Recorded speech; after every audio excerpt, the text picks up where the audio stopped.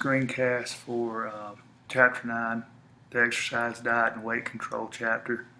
This is also the final chapter before your second exam. So first thing we're going to start out with is talking about optimal body weight. This is expressed in percentage of body fat. And so what you need to understand is for men, the normal range is 8 to 19%. For women, it's 21 to 32. Anything under those numbers, meaning less than 8 or less than 21, is considered underweight.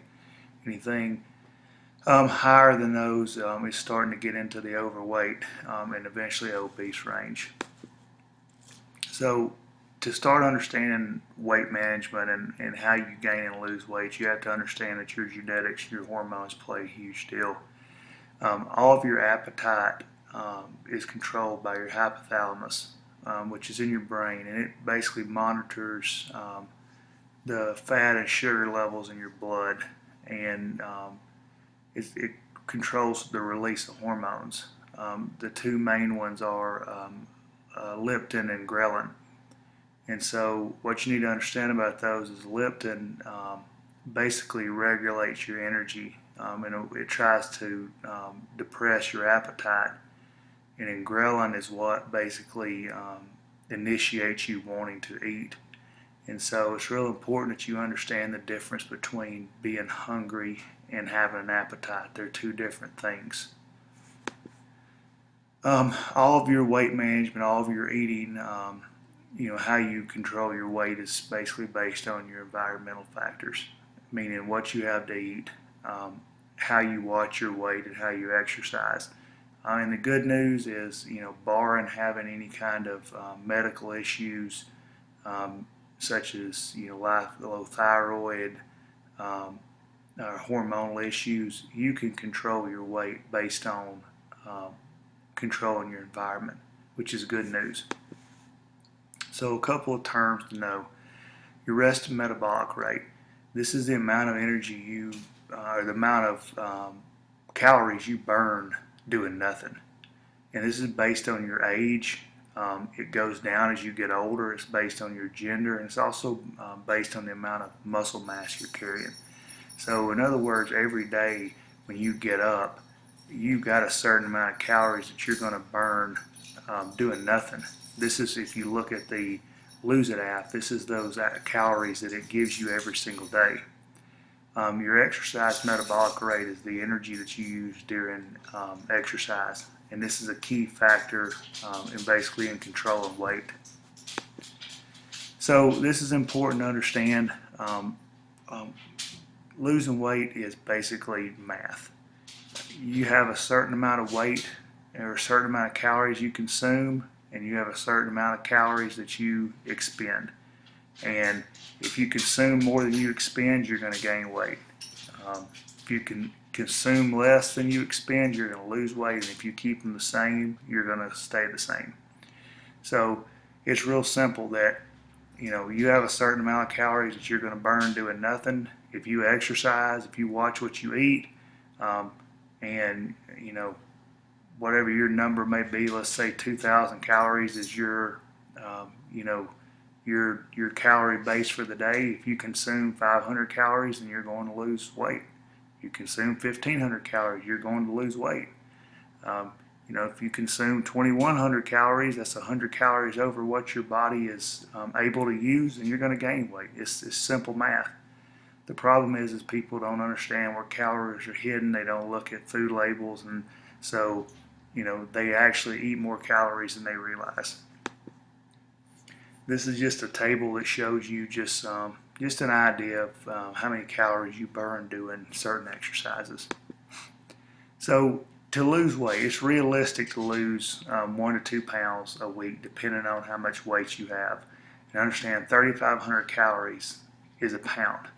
So you have to somehow get rid of 3,500 calories in order to lose 1 pound in a week. So this happens by a couple different ways, mainly setting short and long-term goals and keeping up with what you're doing. So you're doing this in class right now. You've got a food diary. You're learning about reading food labels. And this is a long it's a long process. There's plenty of fad diets, and there are crazy things you can do, and they may help you lose weight, but in the long run, it doesn't stay, it doesn't stick. It's a life changing deal.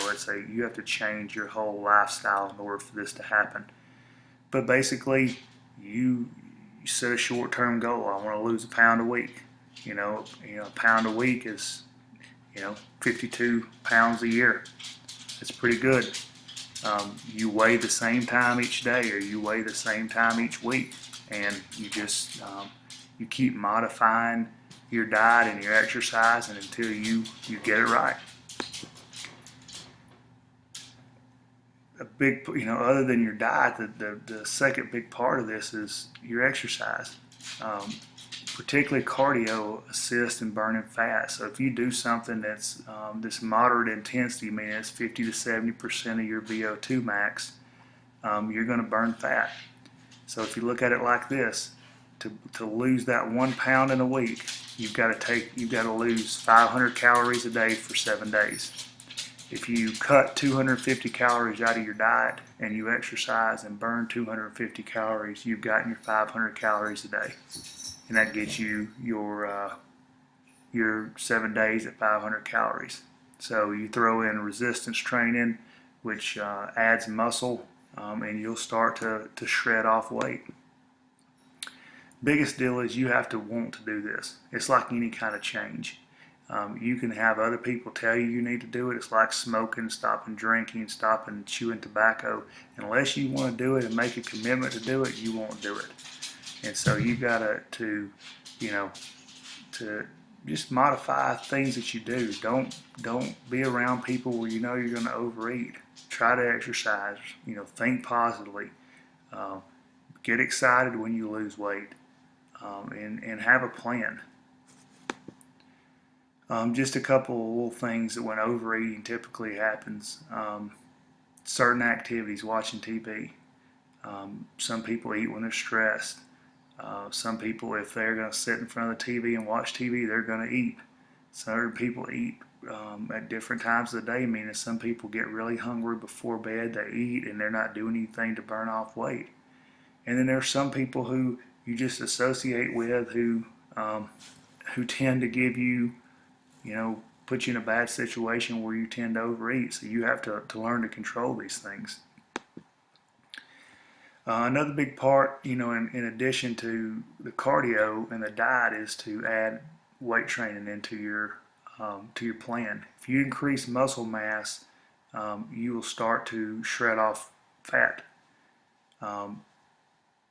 Basically, it takes about 2,500 calories to synthesize 1 pound of muscle, and 400 of those calories have to be protein. So basically, about a fourth of a pound of muscle can be gained a week just by increasing your calories by 90.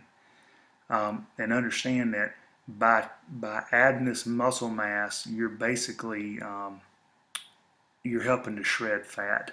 And you put that with decreasing your bad calories. You put it with doing cardio, and that's the optimal way to lose weight. And it's a lifetime commitment.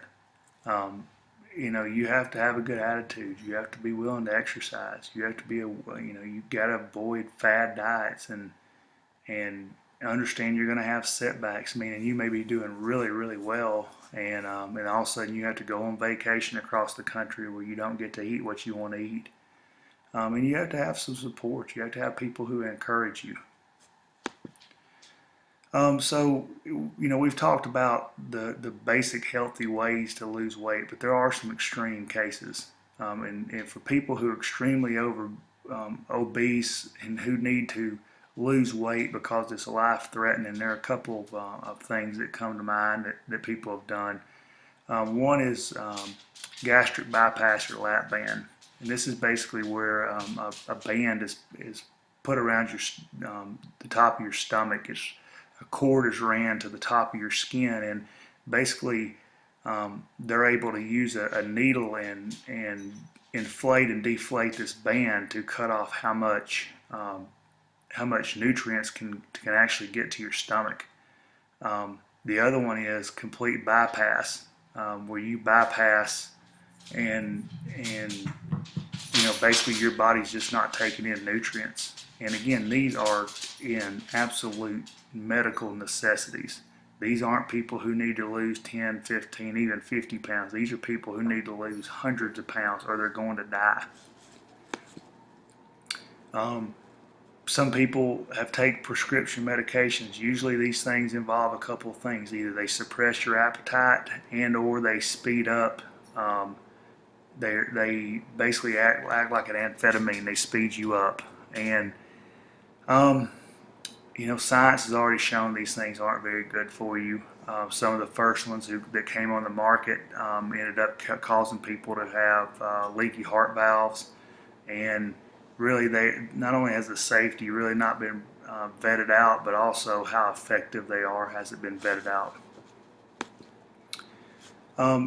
Last couple of things, eating disorders. This is a severe problem, and more people have these than we realize. There's three main ones. Anorexia, most people understand this and know it, but it's self-starvation. It's people who take in so few calories that they basically starve themselves to death. And it's really an issue with adolescent girls.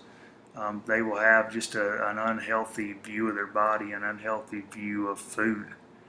The next one is bulimia. This is binging and purging, meaning that people actually do eat, but as soon as they get done eating, they go throw the food back up. And obviously this is an issue for a bunch of reasons, but it's bad for your esophagus, it's bad for your teeth, it can cause stomach damage, and it's very not predictable, but it's for people who live with somebody who's bulimic. It's you start to notice the routine of people eating and then excusing themselves. And then the last one is binge eating, and this is actually of all the eating disorders, this is the one that affects the most people now in our country. And this is people who just overeat. They're compulsive eaters, whether it be for stress, whether it be for comfort, but they eat an abnormal amount and they don't purge, which means it leads to massive weight gain. And understanding 24 million people are affected by eating disorders. 1 in 5 women, mostly between 12 and 25. Most people, once they get past 25, they start to feel comfortable in their own skin. And understand it's not just females. 10 to 15%